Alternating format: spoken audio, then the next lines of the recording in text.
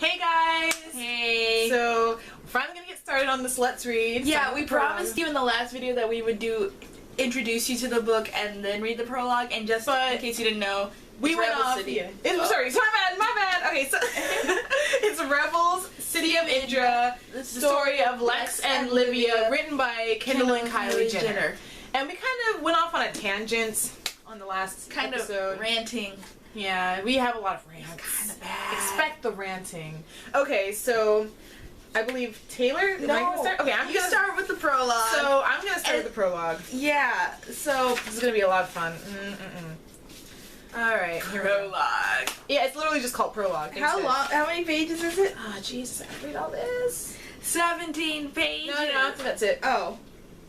It should not be that long. It should not. Yeah, prologues should really just be a few. Okay, good. It's like 2 or 3 pages. Oh, praise.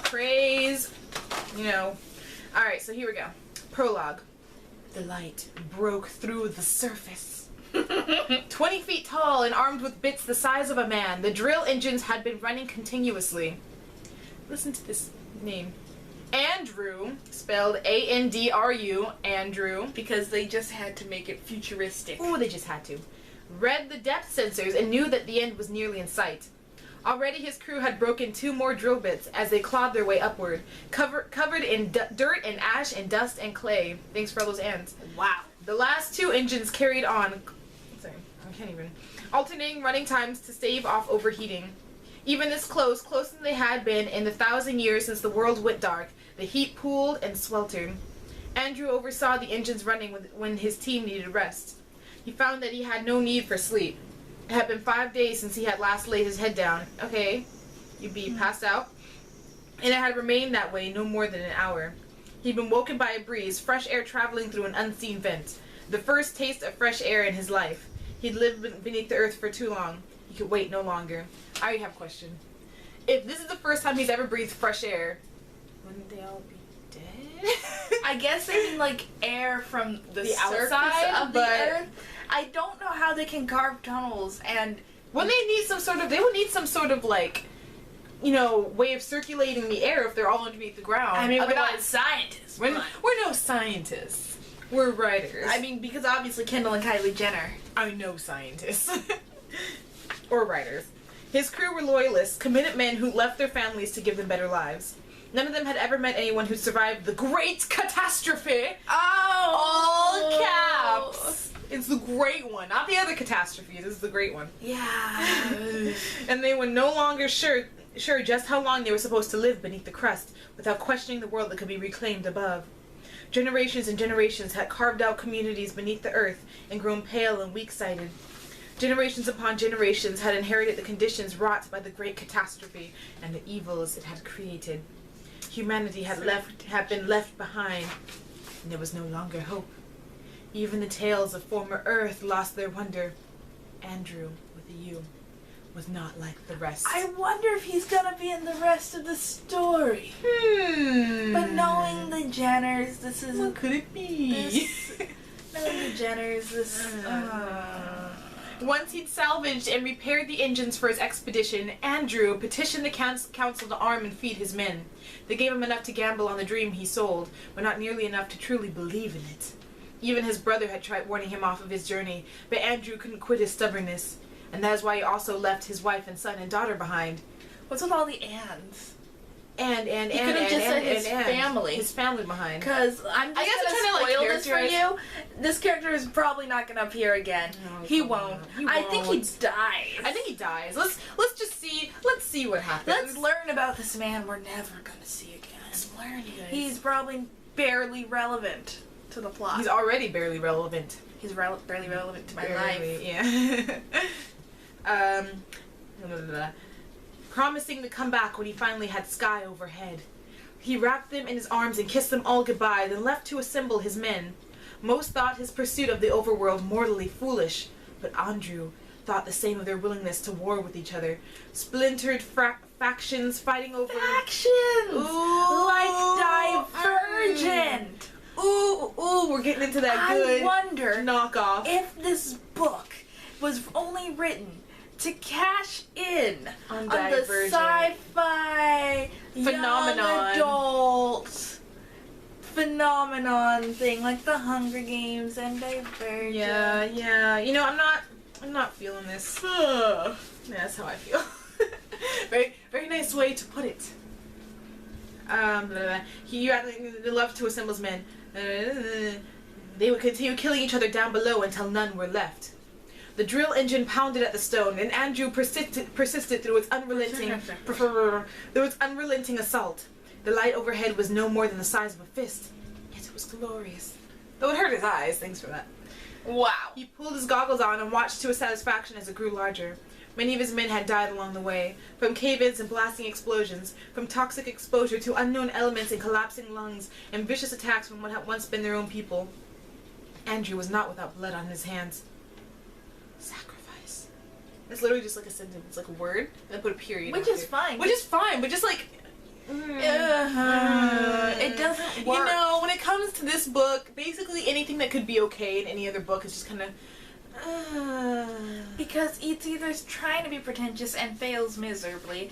It's obviously a book that's just copying on elements from, you know, recently popular fiction, especially in the young adult category. Mm-hmm.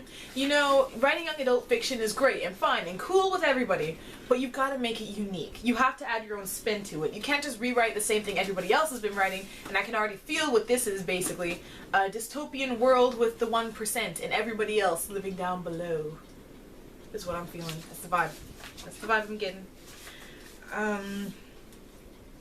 Each man had agreed to his part, knowing that their pilgrimage to the world beyond afforded a better life than what below could ever give.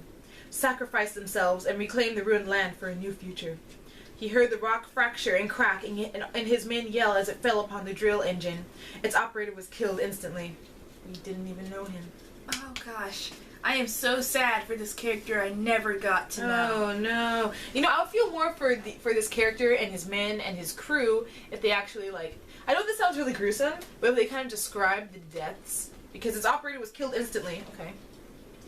Well, also, if we got to know them as people, I don't care about them, and it's not even... We don't know the story! We don't know the story, so we can't care about them yet. And stuff like this is different from real life, because in real life, when you hear a news story about something terrible that happened to someone, you go, oh, that's sad.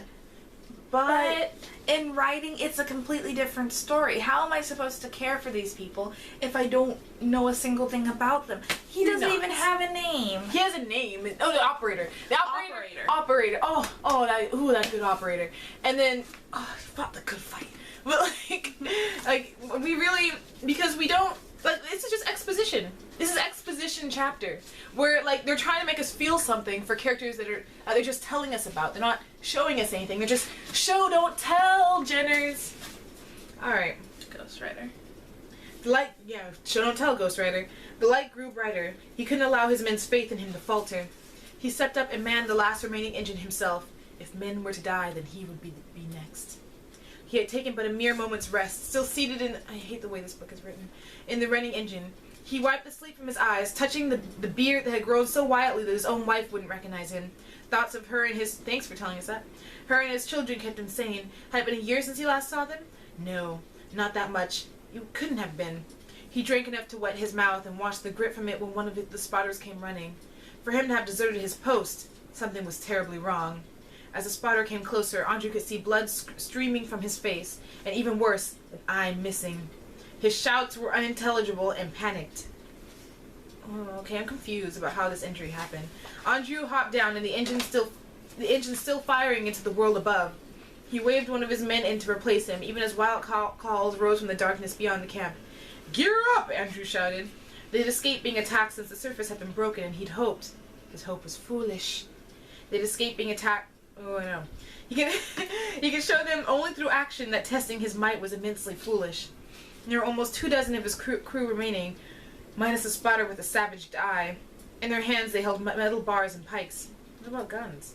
Guns don't exist after the great catastrophe. The future! There are no guns. I actually don't know, but this book sucks already. Like, I don't know if you can tell, I'm falling asleep. Just like reading it is like it's like a chore. It feels like a chore because it's very poorly written. It's written like every other book I've ever read before. There's really no style, no substance, and we're only at the prologue. We're not even like full page in. Oh, praise, we're almost done with the prologue. Yeah. Because the real fun starts with Olivia. Oh, the real fun starts with Olivia. Get back That's to when reading, stuff fools. That's when stuff picks up. Shut up. I want to get to Olivia. She don't laugh. It was still stained with the blood of the last pack, who thought his men would be easily broken. They did not know that his men had broken earth itself. And yet they weren't prepared for the force of men who flooded their camp, perhaps 3, even 4 times the size of his crew. It just meant more for his sledge, which he swung now with unmatched resolve and felt a man's skull give way. I'm confused about where this guy is. Like, they kind of gave us a general idea of where the the plot is. Yeah. Yeah, funny. And yet these men who attacked were not savages or mutants marred by pollution and interbreeding. Atros. Atros! Not Atros! Atros? Atros? Amos. Famous Amos. Oh We don't god, know not how to spell his Atros, anyone but Atros! It's spelled Atros. Okay, this is so confusing. He saw the man who he once called brother knife a grunt of no more than What's a grunt? 16 cycles. In that one sentence, there's no sense. 16 cycles, just use year. Just use years. One of the things I hate, it's such a trope, but in sci-fi and fantasy, they never use the term birthday. It's not Birthday. even like it's a hard like word to cycle come by. day or year day or whatever. Or 16 cycles, just a year. It's not like the word year disappeared from the vernacular, the general Yeah. language. Alright, we're almost done here. Just shh, it's okay. More of his men died around him as Andrew continued to swing his sledge, breaking What's a bone sledge? whenever nobody knows. Like a sledgehammer? They didn't say. Information, guys. Breaking bone whenever it landed. His arms cried through the strain. The drill engine hammered away. By the time Atros and his men took the camp, they left only 3 men alive but wounded. All 3 would surely die. None could remain to remember the truth of the attack. Andrew was forced to kneel at Atros's feet. The drill engine was now silent, its operator killed in his chair. Why? Andrew asked, his mind reeling, betrayed by his own people, his own brother. The world will not be yours, Atros said. It will be greater than that. Know that your journey was not in vain. Your plans will continue, but you will not see them through. And then looking into his brother's eyes, Andrew was killed, a knife passed across his throat, and he slumped over as the life left his body and soaked into the earth. He cast his eyes upwards with the last of his energy and broken ground, a gust passing through it to cool his face, and finally he saw the sky and the hard-won heavens above. End of prologue. Oh, the I feel majesty. so bad Oh my god. for these characters we Oh just my met and will never see God. again. And Okay. Atros, how he betrayed his brother, even though we know We don't nothing know about their anything. relationship You- or anything about Atros. Like, how are we supposed? Maybe Atros was always evil, and We just wouldn't know. Another issue I have with this very confusing opening, the way it was written, they don't actually describe where everybody is. They don't describe anything, what the area around them looks like, so I don't have like a solid idea of where the characters are or, anything like that. It just comes off as very confusing and not very pleasant for the reader, because when a reader reads something, they want to visualize. That's what reading is for. You want to visualize a different world, and there's nothing in there to visualize. Do you get the same feeling? totally. All right, we're gonna be moving on to chapter 2. Sorry, chapter 1. Next video, In the next video. we get to the real juicy stuff. And just so you know, for videos coming up, we will also be doing a review of Phantom of the Opera. Which we saw like 2 weeks ago, but And I'm still probably so going to fresh see in mind. again soon because it's so good. And I might go see it again too soon. Yeah. Too. It's amazing. And by the way, it's amazing for anybody out there who's like, oh, should I Yeah. go see it? Go see it. We're gonna talk about Some of the couples, the dynamic. basically how people tend to glorify the Phantom into some sort of god. All right, so we're not doing that video now, though. No, But we'll talk it'll be about coming it. up. Look for it in the future. Look for it in the future. So we'll see you guys next time. I'm Jessica, I'm Taylor. and we'll see you guys later. Bye. Bye.